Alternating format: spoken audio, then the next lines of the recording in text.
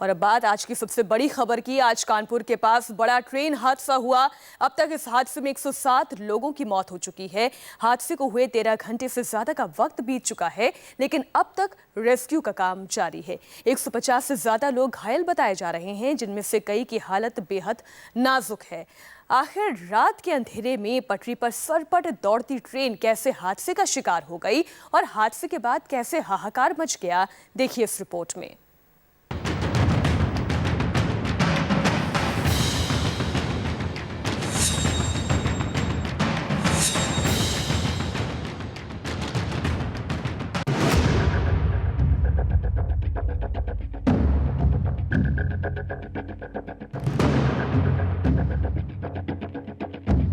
यह भगवान भरोसे चल रही भारतीय रेल की भयानक तस्वीर है।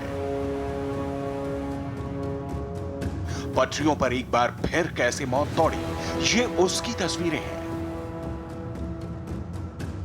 देखिए किस तरह ट्रेन के डिब्बे आपस में चिपके पड़े हैं।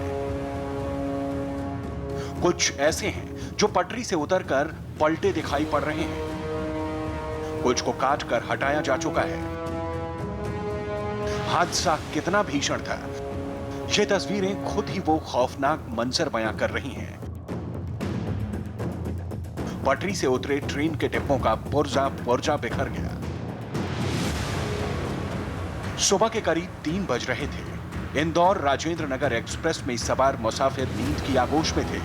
सपनों में खोए लोगों ने सपने में भी नहीं सोचा होगा कि उनके साथ इतनी भीषण दुर्घटना होने जा रही है।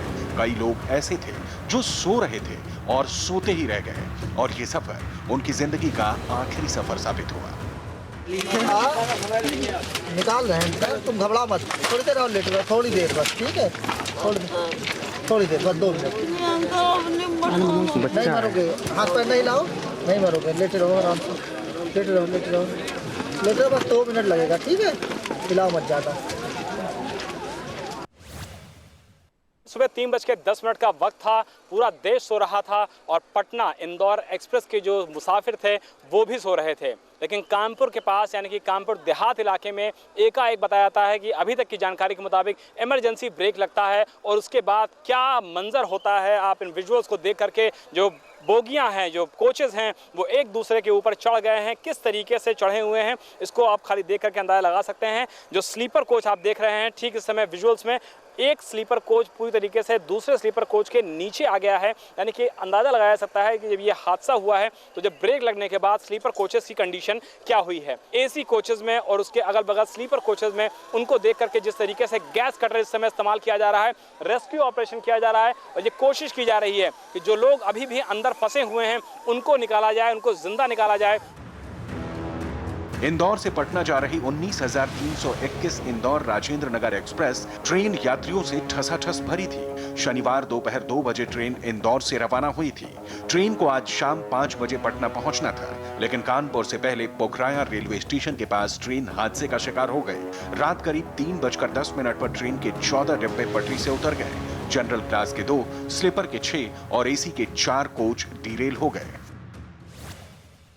ट्रेन हादसे में रेस्क्यू का काम चल रहा है। आप देख सकते हैं कि आर्मी के जवान यहाँ पे लगे हुए हैं, और ये जो बोगी है ये S3 है और यहीं पे S1 नीचे दबी हुई है। तो जो लोग नीचे दबे हैं उनको निकालने का ये काम कर रहे हैं। आप पूरा देखेंगे किस तरह से ट्रेन के अंदर की जो बोगी का सामान है वो सब पूरा छितरा बितरा है। उसमें खिड़कियाँ भी हैं, पंखे भी हैं, लोगों के सामान है, छोटे छोटे बच्चों की चप्पलें हैं। अंदर लोग फंसे हुए हैं तो ये अंदर से निकालने की कोशिश कर रहे हैं। यहाँ गैस कटर भी आया हुआ है, डिब्बे काटे जा रहे हैं, और अंदर जो आपको दिखाई दे रहा है उसके अंदर लोग फंसे हुए हैं फिलहाल, तो उनको निकालने की इनकी कोशिश है। पूरी टीम इनकी यहाँ पे काम कर रही है। मौके पर सेना और एनडीआरएफ की टीमें जोर शोर से रेस्क्यू में जुटी हैं। गैस कटर की मदद से एक दूसरे से चिपक गए डिब्बों को काटकर अलग किया जा रहा है। बड़ी बड़ी क्रेन और जेसीबी मशीनों की मदद से पलटे हुए डिब्बों को उठाने का काम चल रहा है। डिब्बों की हालत देखकर पता चल रहा है कि उनमें सवार लोगों का क्या हाल हुआ होगा। एक झटके में मुसाफिरों पर कैसे आफत टूटी होगी। हम इस कोच के अंदर चलते हैं और जानने की कोशिश करते हैं कि आखिर जब ये हादसा हुआ तो लोग किस तरीके से परेशान हुए होंगे, किस तरीके से उनको दिक्कत आई होगी, आफत आई होगी, परेशानी हुई होगी। लेकिन जो अब रेस्क्यू ऑपरेशन यहाँ पर चल रहा है, निश्चित तौर पे प्रशासन पूरे युद्ध स्तर पर लगा हुआ है। ट्रेन हादसे को हुए करीब 13 घंटे बीत चुके हैं। अभी भी राहत और बचाव का काम जारी है। लोगों को बचाने के साथ साथ ट्रैक को भी जल्द से जल्द दुरुस्त करने की कवायद हो रही है। घटनास्थल से इंडिया टीवी संवाददाता विशाल प्रताप सिंह की रिपोर्ट देखिए। जो रेस्क्यू ऑपरेशन है, जो रिपेयरिंग वर्क है, वो लगातार इस रेलवे ट्रैक पे जारी है। आप मेरे ठीक बगल में देख सकते हैं कि जो पटरियां बुरी तरीके से उखड़ गई थी इस हादसे में, उन पटरियों को लगाने का काम शुरू हो चुका है। बड़ी बड़ी क्रेन्स के जरिए, जो कि झांसी से स्पेशल ट्रेन के जरिए यहाँ पे लाई गई हैं, जो यहाँ पे इंजीनियर्स रेलवे के वो बाकायदा इन पटरियों को बिछा रहे हैं, नट बोल्ट कस रहे हैं और ये कोशिश कर रहे हैं कि जितने भी स्टैंडर्ड्स होते हैं रेलवे के, इन सभी स्टैंडर्ड्स को इसमें फॉलो किया जाए, ताकि अगली बार जैसे ही इस ट्रेन का जो संचालन है वो शुरू होता है कि इसमें कोई दिक्कत ना हो। आप ये देख सकते हैं कि ये जो स्थिति है यहाँ कर की रेलवे ट्रैक की, यहाँ से लेकर के मैं अपने कैमरा पर्सन से अनुरोध करूंगा कि पूरा रेलवे ट्रैक दिखाएं। लगभग ये 50 फुट की दूरी का रेलवे ट्रैक है और किस तरीके से पटरियां गायब थी, वहां से ये रेलवे ट्रैक का जो पटरियां थी वो गायब होती हैं और लगभग देखिए अभी भी हम चल रहे हैं लगातार और इसके बावजूद पटरियां नहीं मिल रही हैं। और अब देखिए पटरी मिलना शुरू होती है। जिस तरीके से पटरियों में रगड़न है और जिस तरीके से यहाँ पर पटरियों के निशान पड़े हुए हैं, रगड़न की वजह से ये निशान पैदा हुए हैं और जाहिर तौर पे इस बात से इनकार नहीं किया जा सकता है कि रगड़न कितनी तेज रही होगी तो आसानी से अंदाजा लगाया सकता है कि ये हादसा कितना भयानक रहा होगा, ट्रेन की रफ्तार कितनी ज़्यादा रही होगी। कैमरा मकसूद आलम के साथ विशाल प्रताप सिंह, इंडिया टीवी, कानपुर।